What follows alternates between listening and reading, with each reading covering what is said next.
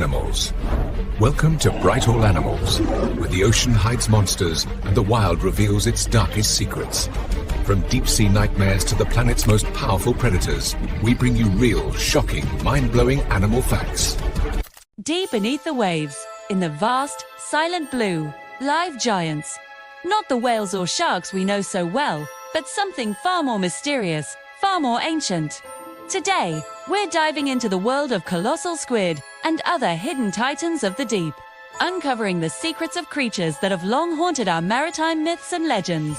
For centuries, sailors have returned from the sea with tales of monstrous crocodiles, creatures with tentacles long enough to pull entire ships to their doom. Things were dismissed as mere fantasy, the ramblings of sun-dazzled or frightened men. But what if these legends held a kernel of truth? In 1873, a fisherman off the coast of Newfoundland had a terrifying encounter that would change science forever. He and his son were in their small boat when they spotted what they thought was a piece of wreckage. As they got closer, the wreckage lunged at them. It was a monstrous squid, its eye the size of a dinner plate, its tentacles flailing. They managed to sever one of its arms, a 19-foot-long piece of evidence that proved the legends were real. This was the world's first confirmed encounter with the giant squid, Architeuthis dux. The giant squid is a true behemoth. Reaching lengths of up to 43 feet, it's one of the largest invertebrates on Earth. Its eyes, the largest in the animal kingdom, can be up to 10 inches in diameter. Perfectly designed to capture the faintest glimmers of bioluminescent light in the pitch-black abyss it calls home. They live at depths of 1,000 to 3,000 feet, a realm of crushing pressure and eternal darkness. Because they live so deep, seeing one alive is incredibly rare. For a long time, everything we knew about them came from carcasses washed ashore or found in the stomachs of their only known predator, the sperm whale. The epic battles between these two titans are the stuff of legend, etched into the skin of whales as circular scars from the squid's suckering tentacles. Then, in 2004, Japanese scientists achieved the impossible. They captured the first ever images of a giant squid in its natural habitat, used in a baited line and a camera. They filmed a 26-foot individual attacking the bait over 900 meters below the surface. The footage was breathtaking. It showed not a lumbering monster, but a dynamic, powerful predator, its tentacles moving with lightning speed and grace. For the first time, we saw the giant squid not as a myth, but as a living, breathing animal. But the giant squid is not the only titan lurking in the depths. There's an even larger, more elusive creature, the colossal squid, Mesonicoteuthis hamiltoni. If the giant squid is a legend, the colossal squid is a myth made flesh. It lives in the frigid dark waters around Antarctica, and it's believed to be even heavier and more robust than its giant cousin. While it might be slightly shorter in length, its body is much wider and more muscular, and its tentacles are armed with a terrifying arsenal. Not just suckers, but swiveling three-pointed hooks that can tear and grip with incredible force. Imagine the power needed to wield such weapons. We've only ever examined a handful of colossal squid specimens, most of them juveniles, the largest ever caught. A female captured in the Ross Sea in 2007 weighed nearly half a ton. But scientists believe even larger ones are out there, true leviathans of the Southern Ocean. What would a fully grown colossal squid look like? How does it hunt? These are questions that continue to fuel expeditions and scientific curiosity. The deep sea is the last true frontier on our planet, and these squid are its reigning monarchs. But how do creatures of this size even survive in an environment where food can be so scarce? The answer lies in their metabolism. Unlike warm-blooded giants like whales, these squid have a slow, energy-efficient metabolism, DOR, masters of the sit-and-wait ambush strategy. They can hang motionless in the water for long periods, using their massive eyes to spot unsuspecting fish or other squid passing by. Then, in a sudden burst of speed, they shoot out their two long feeding tentacles to snatch their prey. It's a highly effective strategy that allows them to conserve energy while still capturing the large meals they need to sustain their immense size. Studying these animals presents enormous challenges. The sheer pressure of the deep sea would crush a human instantly. And sending down submersibles is incredibly expensive and difficult. That's why every piece of evidence, every washed-up specimen, every fleeting second of footage is so precious. Scientists analyze the contents of their stomachs to learn about their diet. They study their DNA to understand their evolutionary history. They use the scars on sperm whales to estimate the size and distribution of squid populations. It's like being a detective, piecing together the story of an animal you can almost never see. And it's not just squid. The ocean's depths hide other giants as well. Consider the oarfish, the world's longest bony fish, which can grow up to 36 feet long. With its serpentine body and red crest-like dorsal fin, it's believed to be the source of many sea serpent myths. Seeing one is often considered a bad omen in folklore, a harbinger of earthquakes. While there's no scientific link, their appearance at the surface is often because they are sick or dying, pushed up by deep-sea currents.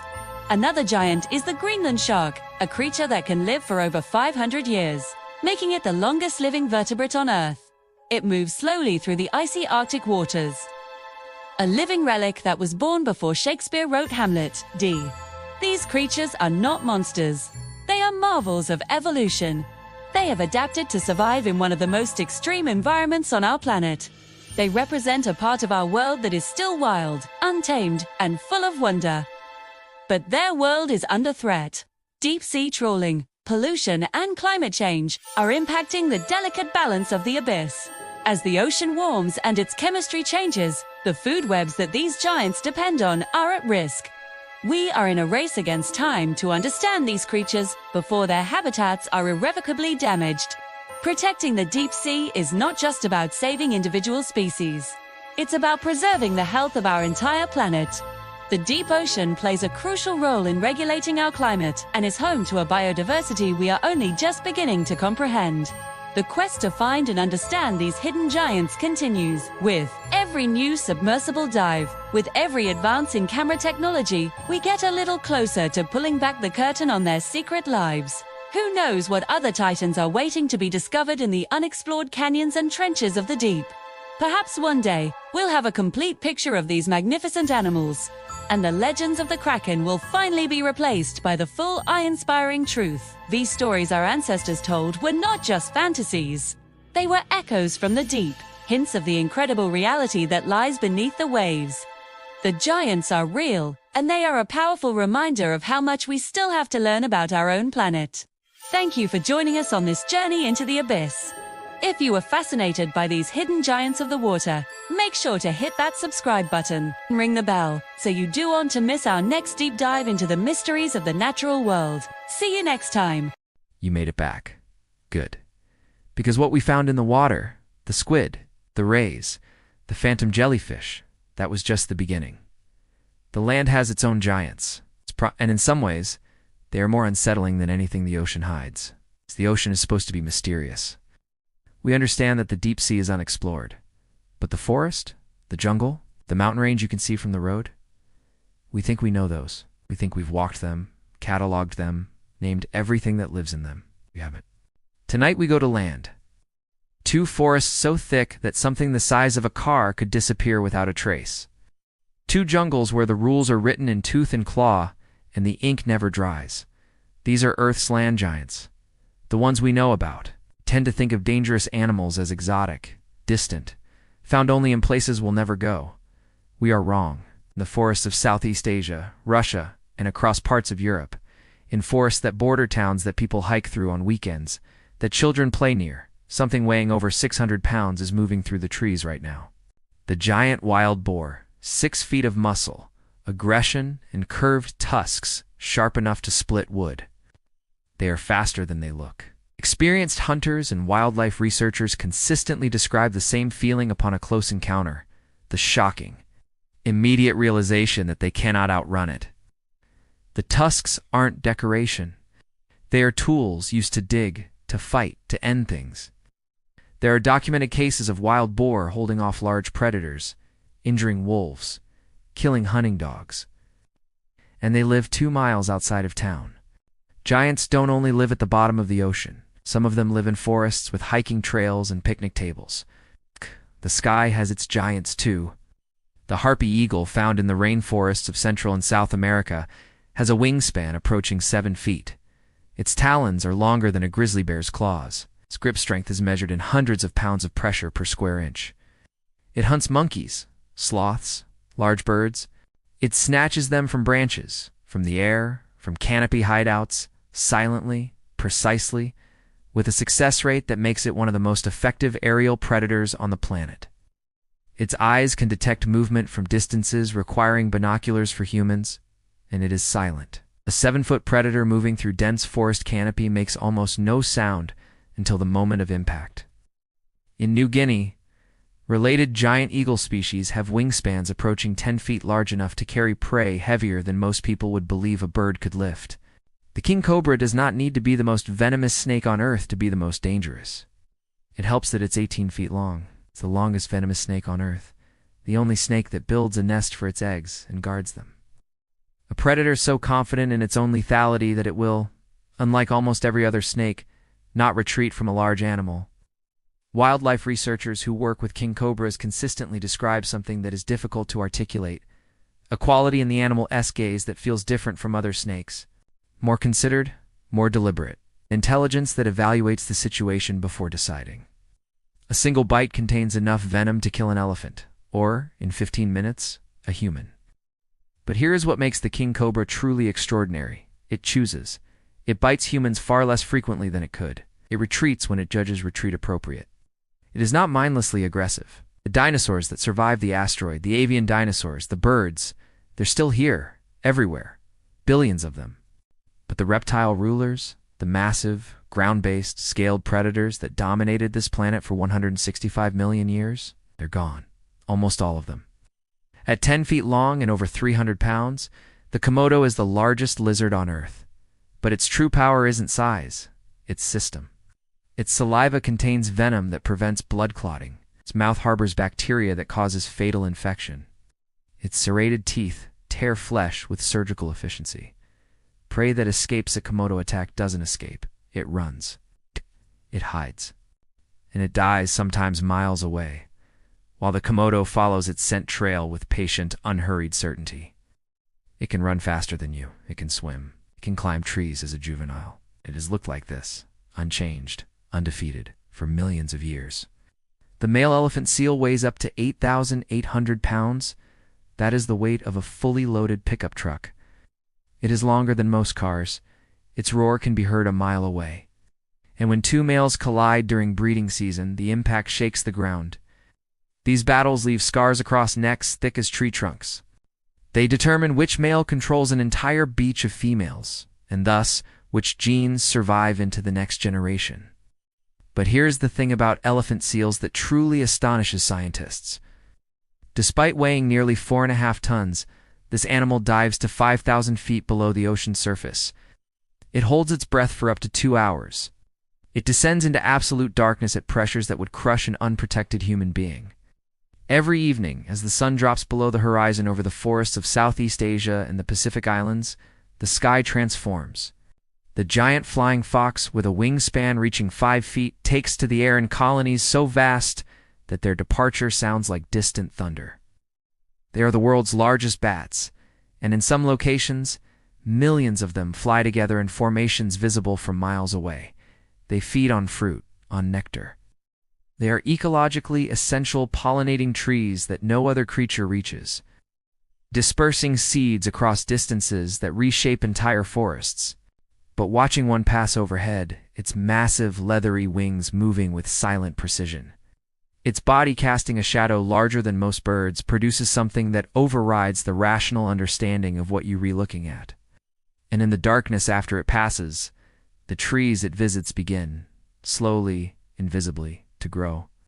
Because the Goliath Birdeater spider is something that the brain genuinely struggles to categorize correctly. A leg span of up to 12 inches, a body that weighs more than some smartphones. Fangs long enough to pierce human skin, a hunting range that includes, yes, this is the part people always need to hear twice, birds. It roams the forest floor of the Amazon at night, moving with a speed that seems incompatible with its size, hunting whatever it can overpower. Its defensive mechanism, a hiss produced by rubbing its legs together, and tiny barbed hairs that it flicks toward threats, hairs that embed in skin, eyes, and mucous membranes and cause intense irritation. Scientists handle them with thick gloves and careful movements, and reportedly careful expressions. If you re-hiking in South America at night, and something the size of your outstretched hand moves across your boot, do not look down. You'll make better decisions in life if you just keep walking. Here is what makes the green anaconda terrifying. It is not the size, though it can exceed 25 feet and weigh over 500 pounds. It is not the strength, though it can constrict with enough pressure to stop a heartbeat. It is the invisibility. The anaconda lives in the river. Its eyes sit on top of its head, flush with the waterline. Its massive body stays perfectly still for hours, days beneath the surface. Hidden in murky water that gives nothing away, the birds still call, the surface still reflects the sky. Everything looks exactly the same, whether an anaconda is there or not. Remote cameras have captured these giants coiled around prey far larger than themselves. Caiman, large deer, wild pigs. The anaconda doesn't rush, it waits. With a patience that is mechanical, absolute, and deeply, profoundly unsettling. It doesn't hunt anything with a heartbeat. And yet the giant anteater has killed jaguars. At 8 feet from snout to tail, the giant anteater moves through the grasslands and forests of South America with a slow deliberateness that makes it look almost mechanical. Its long tubular nose, its enormous bushy tail, sticky tongue moving 150 times per minute to consume 35,000 insects in a single day. But those massive curved front claws designed to tear apart concrete-hard termite mounds are also weapons. And when cornered, the giant anteater uses them with devastating effect. Multiple documented cases exist of jaguars, one of the most powerful predators in the Americas, being fatally wounded by anteaters they attacked. The animal that looks like a gentle anomaly has learned to weaponize what it was given. Do not judge by appearance. Giants come in unexpected forms, with unexpected power, doing unexpected damage to the things that underestimate them. The giants of this episode have been defined by weight, by teeth, by venom. This one is defined by grace.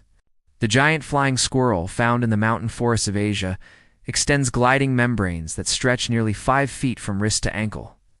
It launches from high branches and crosses distances that would require most animals to descend, travel, and climb in seconds, in silence.